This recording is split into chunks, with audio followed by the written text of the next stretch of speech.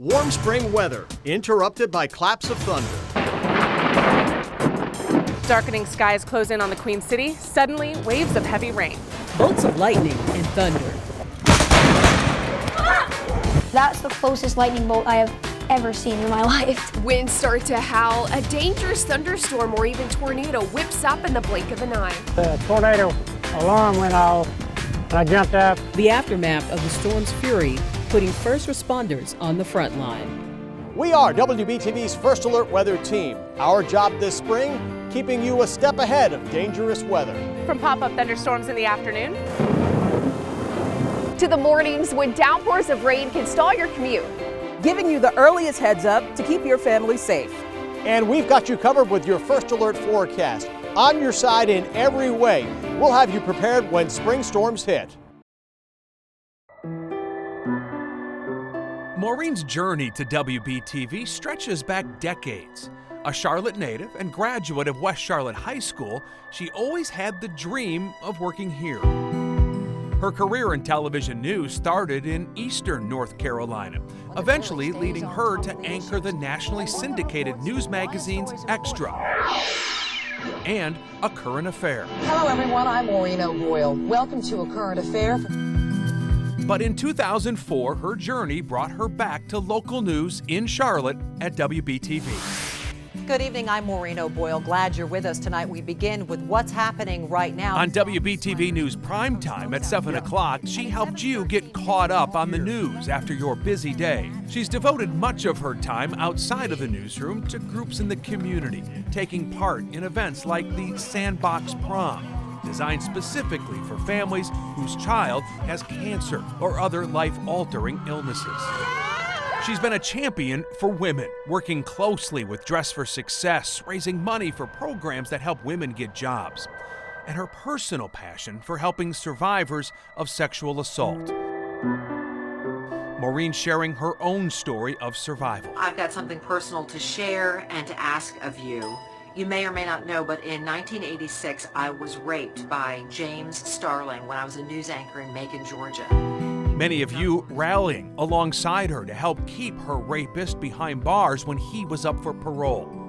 From powerful one-on-one interviews. Did you ever imagine he was capable of such violence? Never in a million years, and it makes me sick. To even reporting on the lives of mothers behind bars. Maureen has always had a passion for sharing your stories. And it was a robbery to get money to buy the drugs?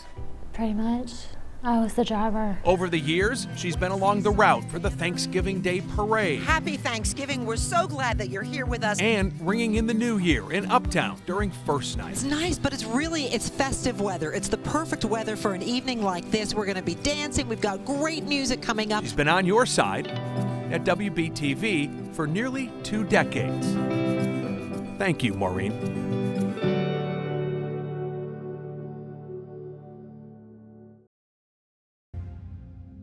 Survivors of painful American adversity are no longer among the living. Having covered various aspects of the slave trade locally and internationally means processing a series of uncomfortable truths. More specifically, comprehending man's inhumanity on foreign soil. This castle along Africa's Gold Coast was the final holding and departure point for hundreds of thousands of slaves headed to the New World. Fully understanding the importance of Juneteenth requires returning to the source. The source in this case is colonial slave castles that once served as lockups for captured individuals being held against their will. Danger approaches from the sea. Danger approaches from the sea. The sea is the Atlantic Ocean, and danger came from ships docking at places like Ghana's Cape Coast Castle. So the female slaves were held here. Maybe please enter the female dungeon and have a feel of the place. Cultural curiosity attracts visitors to these harrowing places, and during 1995, a Sister Cities delegation from Charlotte saw what the enslaved went through firsthand. Local attorney T. Michael Todd was part of the group. I'm glad to be here because once again, it just brings back a lot of that missing past that up until this point that you really didn't know a whole lot about or could really appreciate. You have to be here to appreciate what happened. Sullivan's Island near Charleston was a key destination for arriving slave ships. And in South Carolina, printed ads, downtown buildings, and even tags identifying individuals who labored for free offered poignant flashbacks. You had laws against the movement of slaves, more laws against the movement of free blacks, laws against the teaching of slaves to read and write. The late historian John Hope Franklin told me how the enslaved lived by a different set of rules. No group of slaves, more than 4 or 5, could be together unless a white person was present. Teachable moments penetrate the psyche by seeing the actual shackles worn during the transatlantic journey. They're part of the Henrietta Marie slave ship exhibit that visited Charlotte prior to 2000. Past inequities connected to this display pierced the emotions of Congresswoman Maxine Waters. I think it's all right to feel anger. I think it's all right to feel as if you must be committed to working harder for justice and equality. Spending time in the places where they lived also raises awareness. As a journalist, I've toured the slave quarters at Wilmington, North Carolina's Bellamy Mansion, as well as this 19th century house in Richwood, Kentucky. It is the structure Margaret Garner called home before carrying out a well-documented escape across the frozen Ohio River. The act is depicted on a multicolored mural along the waters of the Ohio near Cincinnati. During her capture, she killed her daughter. Newspaper accounts say Garner didn't want her children returning to a life of bondage. Bondage that began for so many on the shores of West Africa, where former Charlotte Congressman Mel Watt was once crowned as a member of Ghanaian royalty and expressed admiration for such a meaningful struggle. I think a lot of strength we draw from this very soil and from this very village, and just looking out over the water that our forefathers sailed over.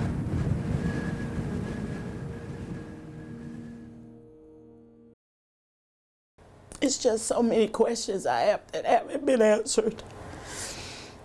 That really hurts. Waves of grief as Mary McMasters struggles without her daughter Aaliyah and questions about what led to her death. Feelings of I can't believe this happened to her. It's just so much. Investigators are piecing together what happened, including how Tyquan Parker, the man accused of killing her daughter, got a gun. Parker is a felon. He also has a warrant out for his arrest for stealing a gun in High Point, just 2 months before Aaliyah was found dead. Who left that gun where someone could find it? Investigators say many of the guns used in crimes are stolen, and FBI crime data shows vehicles are now where the majority of stolen guns are taken.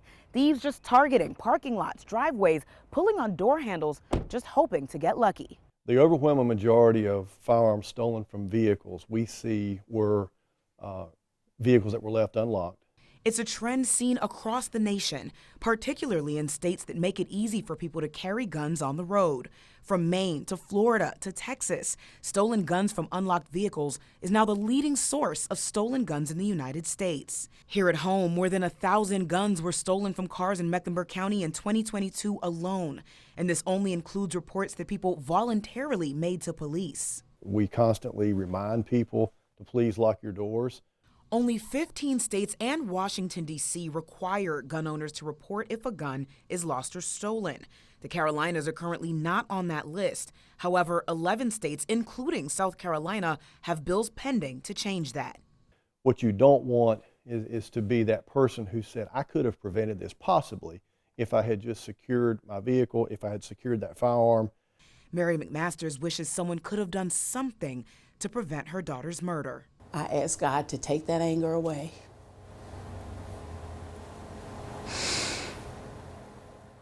Because I didn't want to feel like that.